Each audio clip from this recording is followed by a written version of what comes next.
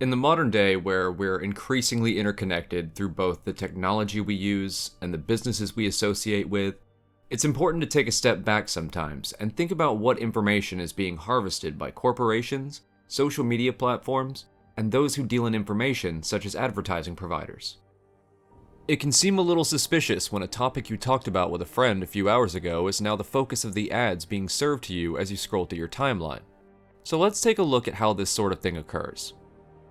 Today, we're going to discuss 3 tools used to collect information about you: metadata, profiles, and relationship maps. To explain these terms, allow me to set the stage for you with a hypothetical story with you as the main character. This is you. Your name is Tom. Hi, Tom. These are your friends, Joe, Bob, and Ted. You have an account on Facebook where you post about your grill and the televised sports that you enjoy riffing about with Joe and Bob. Ted's a little weird though. He's been paranoid about social media ever since that one time he got catfished on MySpace, so he never made a Facebook account. We'll get back to Ted later. Now, each of you have your own circle of friends who all have their own posting habits, and for the sake of this discussion, we'll also say that you and your friends log into Facebook on your Android mobile devices, and each of you have your Google accounts linked to your personal devices. You're minding your own business and scrolling through your newsfeed one day when you get an ad for dog food. Since you don't own a dog, this is a little strange to you, and you think back to the last time the word dog was relevant to you, remembering that earlier in the day, you talked to Joe about his dogs while you were over at his house. Well, damn, you think to yourself. Facebook is listening to my conversations. Not exactly. They don't need to listen to your conversations. Let's expand on this a little bit. Joe is a good friend of yours, so the two of you are frequently at each other's house to watch the game and hang out. Joe has recently posted photos of his dog to his Facebook account.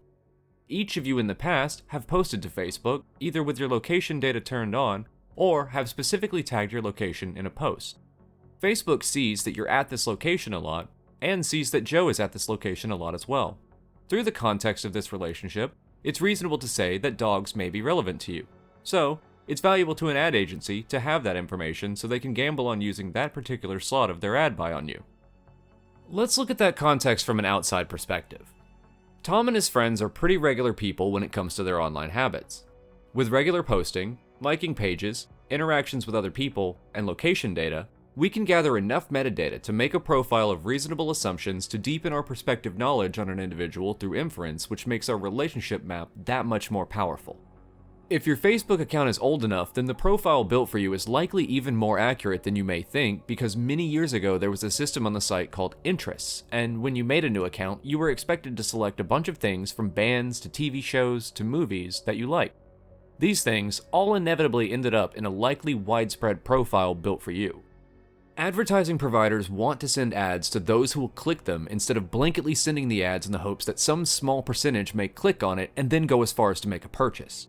Google, Facebook, and pretty much any other service that you use that is provided to you for free comes with caveats that very likely include the sharing of data that you willingly allow them to collect. Many folks have no idea just how much is harvested about them, but would be terrified if they saw the profiles that some of these advertising firms have built for them. Imagine a carbon copy of someone's Facebook account. The same connections, the same interests, but expanded even beyond what that person willingly gave to the corporations. While these companies are required by law in many cases to anonymize the information by removing personal identifiable information, it's still very disturbing to see your own profile. Don't ask how I know that one. Ugh. There's an easy solution to this. Just don't use Facebook. You type vigorously into the comment section of this video. Again, not as simple as it seems. Let's go back to Ted.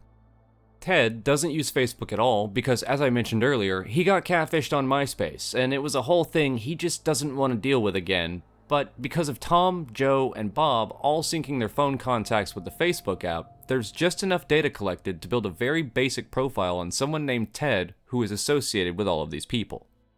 While Facebook may not have location data or specific advertising data on him, they can make reasonable guesses as to what might appeal to him through other apps that they own, such as Instagram or WhatsApp, and connect him to each of his friends who unknowingly allowed Facebook to create new back-end profiles for any phone number they didn't already have on record, while also allowing them to connect people on a relationship map who may not have been previously linked together. So that gives us 3 things to talk about specifically. The three terms I mentioned at the start of this video: metadata, profiles, and relationship maps. Let's start by taking a look at what this metadata is that gets collected about you. Metadata is a very broad term that covers a wide variety of things. Each social media platform and corporation are going to look for different pieces of metadata, but there will also be a lot of overlap. This is going to be any seemingly insignificant detail that they can get about you. The type of phone you use, what version the operating system on your phone is, where you are when you open their app, what cell towers your phone pinged to send traffic to their service. The list goes on. As I mentioned in the hypothetical, it also tends to get a bit deeper with apps like Facebook, asking to check your contacts to see if any of your friends are on Facebook. Well, they don't just throw those phone numbers away when someone does this. They keep whatever name was on the contact and the phone number and slap both in a new profile if there isn't already one linked to that data.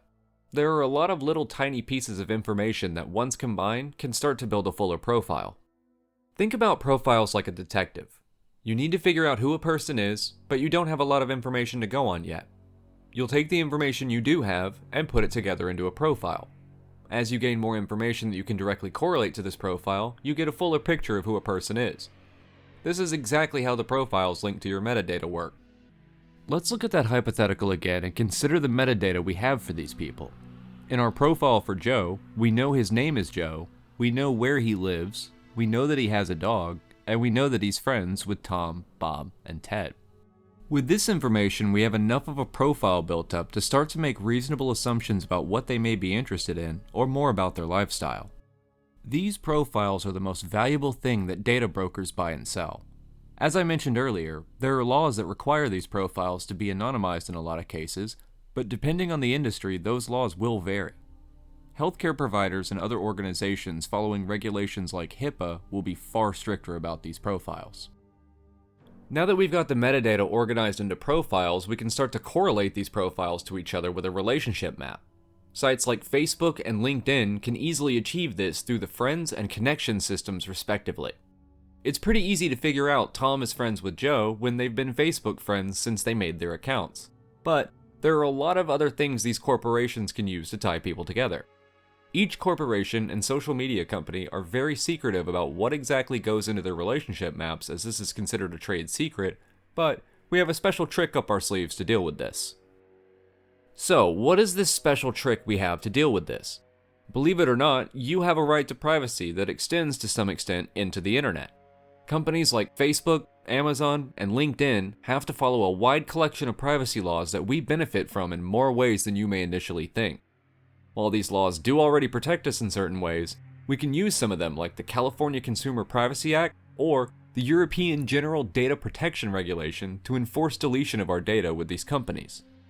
They are required by law to comply if you request the deletion of your data. Usually, companies will have a direct link to a page or an email specifically for the purpose of requesting deletion. Those that don't risk massive fines from both America and the European Union.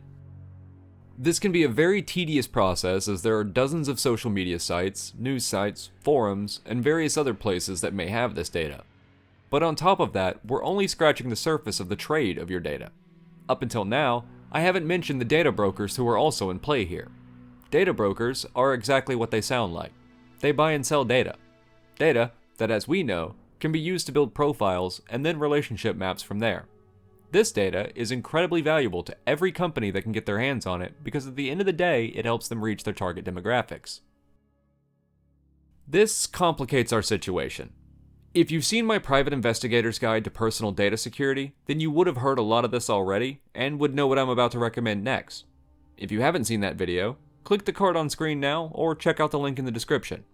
Anyway, to fight automated data brokers, we must automate our requests for deletion. Services like Delete Me, Incogni, and Aura are great for this purpose. Some folks in the comment section of my previous video also recommended easy opt-outs, but I haven't had a chance to personally try it yet. Maybe one day one of these companies will sponsor the channel and we can do a deeper dive on their service. Anyway, that's a pretty broad stroke explanation of these terms that hopefully has helped you to understand a little bit more about how these systems work. As with every topic I'll cover on this channel, I strongly encourage you to learn more about them from other sources as well. For now though, we're going to put a pin in this topic and maybe come back to it later for more detailed explanations and breakdowns of how these systems work on a back-end level. drop a sub if you're interested in that.